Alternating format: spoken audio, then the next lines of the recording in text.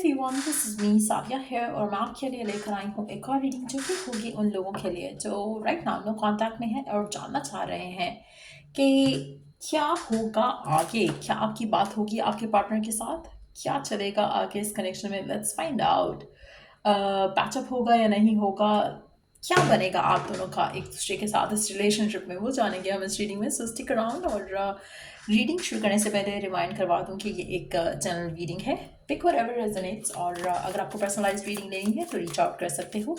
Email ID description box में given है। So no contact चल रहा है, क्या होगा आगे, क्या पैचअप होगा या नहीं होगा, let's try to find out. Second, क्या होगा आगे, क्या होगा आगे। Soulmate, everlasting love, non-committal, independent, renewed hope, new love. Underneath the deck, we do have a reconciliation card, rebuild. तो चांसेस काफ़ी ज़्यादा स्ट्रांग हैं कि आपका रिकन्सिलिएशन हो जाएगा आपके पार्टनर के साथ। आपका रिलेशनशिप काफ़ी स्ट्रांग है आपके पर्सन के साथ, चाहे आपको ऐसा लगता है या नहीं लगता। लेकिन रिलेशनशिप आपका बहुत स्ट्रांग है, बहुत ज़्यादा स्ट्रांग है। अब वैसे मेजॉरिटी लोगों के लिए मुझे लगता है कि आपका जो रिश्ता ख़त्म हुआ या आप दोनों की जो बीच में इश्यूज बने वो नॉन कमिटल होने की वजह से बने, पर्सन को लेकर। कहीं ना कहीं अगर पर्सन पहले कमिट कर देता, पर्सन पहले ओपन अप कर जाता, तो आप लोगों का शायद रिश्ता उस तरफ जाता ही नहीं। आप में से कुछ लोगों के लिए हो सकता है कि शादी, फ्यूचर और इस तरह की चीज़ों को इससे ज़्यादा कुछ नहीं है जो जिसकी वजह से आप दोनों का रिश्ता जो है नो कांटेक्ट की तरफ गया हो।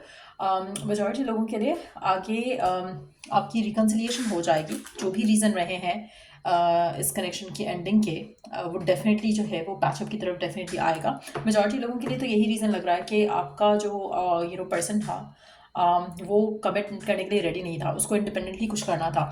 अगर आप ऑलरेडी मैरिड हो इस इंसान के साथ तो भी मुझे लगता है कि आपका पर्सन इंडिपेंडेंस चाह रहा था, उसको अपनी लाइफ में कुछ चीज़ें करनी थी जो कि शायद आपके साथ वो रहते हुए नहीं कर पाता, या आपके साथ जो कनेक्शन था उसमें शायद आप अंडरस्टैंड एक दूसरे को नहीं कर पा रहे थे। तो कहीं ना कहीं कुछ ऐसा है जहाँ पर आपके पर्सन जो है नॉन कमिटल होकर, इंडिपेंडेंट होकर कुछ करना चाह रहे थे, कुछ अचीव करना चाह रहे थे करियर को लेकर, फाइनेंसिस को लेकर, जिस वजह से आप दोनों का रिश्ता जो है वो एंडिंग की तरफ आया होगा। लेकिन at the same time definitely आपका रिश्ता जो है मुझे रिकन्सिलिएशन की तरफ जाता दिख रहा है।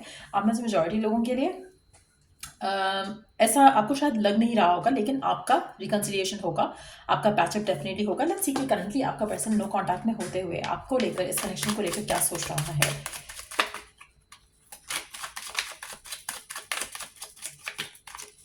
करंटली पर्सन आपको लेकर, इस रिश्ते को लेकर क्या सोच रहा है। लेट्स सी करंटली क्या चल रहा है उसके मन में आपको लेकर, इस कनेक्शन को लेकर।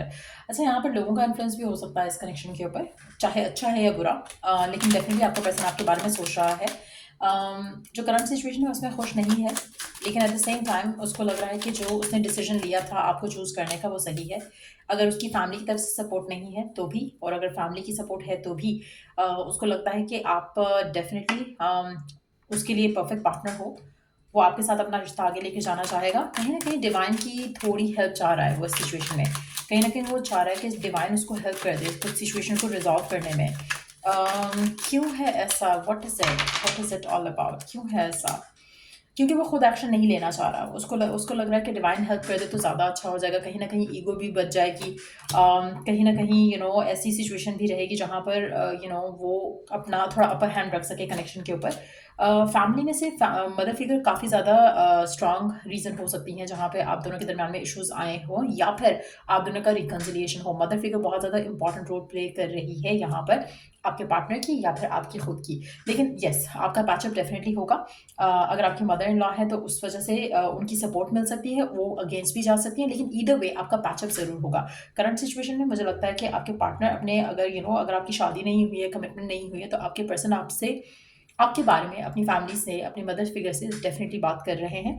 लेकिन कहीं ना कहीं अप्रूवल जो है मुश्किल लग रहा है यहाँ पर। अगर फैमिली का सपोर्ट मिलने वाला है तो अल्टीमेटली फैमिली का सपोर्ट मिल जाएगा, क्योंकि कुछ ऐसे कुछ लोगों के लिए ऐसा पॉसिबल हो सकता है कि फैमिली इज़ द रीज़न, तभी पर्सन थोड़ा अपसेट है। वो स्टिल अपने अपने अपनी जो उसकी एक फीलिंग है आपको लेकर, उसके ऊपर स्टिक है कि नहीं आई लव दिस पर्सन, मुझे इसी से शादी करनी है या मुझे यही पर्सन चाहिए। सो कहीं ना कहीं वो रीज़न हो सकते हैं, पर एट द सेम टाइम मुझे लगता है कि जो भी है, फैमिली अगर इशू है या पर्सन की अपनी पर्सनल इशूज़ थी कि उसने वो आपको कमिट नहीं करना चाहता, ईदर वे ये आपसे कमिट करेगा, ईदर वे ये आपके पास वापस आएगा, ईदर वे ये आपके साथ अपना जो कनेक्शन है उसको रीस्टैब्लिश करेगा।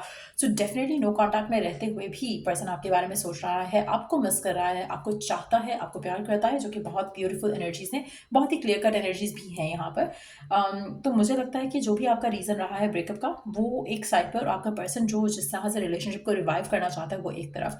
सो डेफिनेटली आपका प्यार विन करेगा, आपका एक दूसरे के साथ अटैचमेंट विन करेगी। लेट्स सी कि जब आपका पैचअप हो जाएगा तो सिचुएशन कहाँ जाएगी, तब पैचअप होने के बाद कैसा रहेगा रिलेशनशिप आपका और आपके पार्टनर का। जब आपका पैचअप हो जाएगा तो कैसा रहेगा connection. Fearless love, a courageous leap into the unknown. कहीं ना कहीं आप दोनों बहुत ही करेजियसली स्टेप लोगे इस कनेक्शन को लेकर। कहीं ना कहीं आप दोनों सोचोगे कि ठीक है, हम 100% देने को तैयार हैं इस कनेक्शन को। सो एक बहुत ही फियरलेस एटीट्यूड के साथ आप इस रिलेशनशिप में आओगे दोनों। और मुझे लगता है कि कहीं ना कहीं जब आपका फेथ स्ट्रांग होगा, एक बिलीव स्ट्रांग होगा, और कहीं अगर वो जो नॉन कमिटल वाला एटीट्यूड था वो खत्म होगा, तो ऑटोमेटिकली आपका कनेक्शन ऑलरेडी बहुत पैशनेट है, आपका कनेक्शन ऑलरेडी बहुत ही सेटिस्फाइंग है। तो कहीं ना कहीं अगर आपके पर्सन के एंड से एक डिले था या एक ब्लॉकेज था कि जहाँ पर वो शायद अपने आप को ओपन अप नहीं कर पा रहे थे आपके प्यार को लेकर, अपनी फीलिंग्स को लेकर, तो वो डेफिनेटली ओपन अप करेंगे। और इस कनेक्शन में जो आपका म्यूचुअल एक लव है वो डेफिनेटली ब्लूम करेगा। मेजॉरिटी लोगों के लिए आपका रिलेशनशिप बहुत ज़्यादा ब्यूटीफुल होने वाला है आने वाले टाइम में, जब आप दोनों का पैचअप होगा। अगर हम टाइमिंग की बात करें तो लेट्स सी कि कब तक हो सकता है आपका पैचअप आपके पार्टनर के साथ। लेट्स सी कब तक हो सकता है आपका पार्टनर के साथ आपका पैचअप, कब तक हो सकता है। पेशेंस रिक्वायर्ड का कार्ड आया है। दैट मीन्स कि हर किसी के लिए डिफरेंट होगा। जो लोग भी ये रीडिंग देख रहे हैं, कुछ लोगों के लिए जल्दी हो जाएगा, कुछ लोगों के लिए थोड़ा डिले होगा, लेकिन आपको पेशेंस रिक्वायर्ड रहेगी। लेकिन आपका पैचअप डेफिनेटली हो जाएगा। रिकन्सिलिएशन होने की मतलब there is every card indicating reconciliation. तो कोई भी कार्ड ऐसा नहीं है जहाँ पर जो बात कर रहा हो कि हाँ ये पॉसिबल नहीं हो सकता है। अक्टूबर का महीना सिग्निफिकेंट रह सकता है। आप में से कुछ लोगों के लिए हो सकता है कि अक्टूबर का महीना वैसे आपके रिलेशनशिप को लेकर काफ़ी सिग्निफिकेंट रहा हो सकता है कि आप में से कुछ लोग बहुत ज़्यादा नेगेटिव सोच रहे हो। आप सोच रहे हो कि नहीं, हो ही नहीं सकता, पर्सन कभी कमिटमेंट नहीं करेगा, या फैमिली उसकी ऐसी है, ये है वो है। जो भी सर्कमस्टांसेस है ना करंटली जो आप दोनों को दूर रख रहे हैं, मुझे वो आहिस्ता आहिस्ता करते हुए आपकी रिलेशनशिप से ख़त्म होते दिख रहे हैं। जो भी चीज़ें हैं, जो भी लोग हैं ऐसे, तो कहीं ना कहीं जो सपोर्ट है डिवाइन की तरफ से लोगों का, वो भी आप अपने रिलेशनशिप को रिवाइवल की तरफ जाते हुए देखोगे। वो सपोर्ट भी आएगा जो आप डिज़ायर कर रहे हो आपके रिलेशनशिप को लेकर। डेफिनेटली आपका कनेक्शन जो है वो सोलमेट कनेक्शन है, ट्विन फ्लेम कनेक्शन है। तो रिवाइवल तो डेफिनेटली होगा आपका और आपके पार्टनर के रिलेशनशिप को जो है। मैं स्ट्रेंथन अप होता देख रही हूँ रिकन्सिलिएशन के बाद। थोड़े इश्यूज हैं, थोड़ा डिलेज दिख रहा है यहाँ पर कि डिलेज आएंगे, but at the same time मुझे लगता है कि आपके पर्सन जो है समहाउ अभी भी अपने ईगो को कंट्रोल करना, ईगो को प्रायोरिटाइज करना चाह रहे हैं।